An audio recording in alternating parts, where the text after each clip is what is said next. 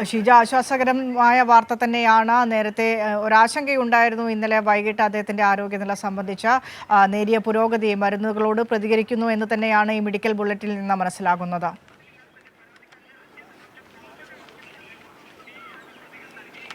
തീർച്ചയായും അദ്ദേഹത്തിന്റെ ശരീരം മരുന്നുകളോട് പോസിറ്റീവായി തന്നെയാണ് പ്രതികരിക്കുന്നത് എന്നുള്ള കാര്യം കഴിഞ്ഞ ദിവസം തന്നെ ആരോഗ്യ വിദഗ്ധർ അറിയിച്ചിരുന്നു. അതുകൊണ്ട് തന്നെ ഏറെ ആശ്വസിക്കാവുന്ന ഒരു വാർത്ത തന്നെയാണ്. നമ്മൾ മലയാളികളെ സംബന്ധിച്ചിടത്തോളം പ്രത്യേകിച്ചും VS എന്ന് പറയുന്നത് വിപ്ലവത്തിന്റെ ഒരു വലിയ വിപ്ലവ സൂര്യൻ എന്ന പേരിൽ തന്നെയാണ് VSനെ അറിയപ്പെടുന്നത്.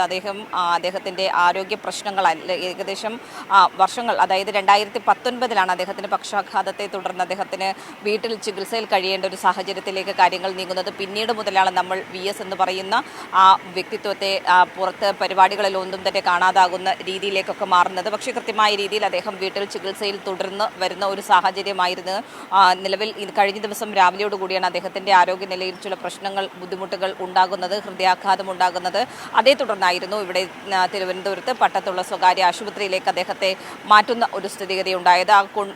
ഹൃദയാഘാതം ഉണ്ടായ സമയത്ത് അദ്ദേഹത്തിൻ്റെ ആരോഗ്യനിലയിൽ ചെറിയ ബുദ്ധിമുട്ടുകൾ വഷളാകുന്ന ഒരു അവസ്ഥയൊക്കെ ഉണ്ടായിരുന്നെങ്കിൽ പോലും ഡോക്ടർമാർ അടക്കം പറഞ്ഞത് കൃത്യമായ രീതിയിൽ പക്ഷെ മരുന്നുകളോട് VSന്റെ ശരീരം പ്രതികരിക്കുന്നുണ്ട് എന്നുള്ള കാര്യമാണ്. അതൊരു വലിയ പോസിറ്റീവ് സൈനായി തന്നെ കാണേണ്ടതുണ്ട് എന്നുള്ള കാര്യവും പറഞ്ഞിരുന്നു. അതിൻ്റെ അടിസ്ഥാനത്തിൽ തന്നെയാണ് ഇപ്പോൾ ഈ പറയുന്നത് പോലെ തന്നെ ഏകദേശം 4 വിഭാഗത്തിൽ പെടുന്ന സ്പെഷ്യലിസ്റ്റ് ഡോക്ടർമാരുടെ പ്രത്യേക സംഘമാണ് ഇപ്പോൾ VSനെ പരിചരിച്ചുകൊണ്ടിരിക്കുന്നത്. ആ രീതിയിൽ പ്രത്യേക മെഡിക്കൽ ടീം, ആ മെഡിക്കൽ സംഘത്തെ നിയോഗിച്ച് ആ മെഡിക്കൽ സംഘത്തിൻ്റെ നേതൃത്വത്തിലാണ് VSന്റെ ആരോഗ്യ ചികിത്സ നിലവിൽ ഇപ്പോൾ പുരോഗമിച്ചുകൊണ്ടിരിക്കുന്നത്.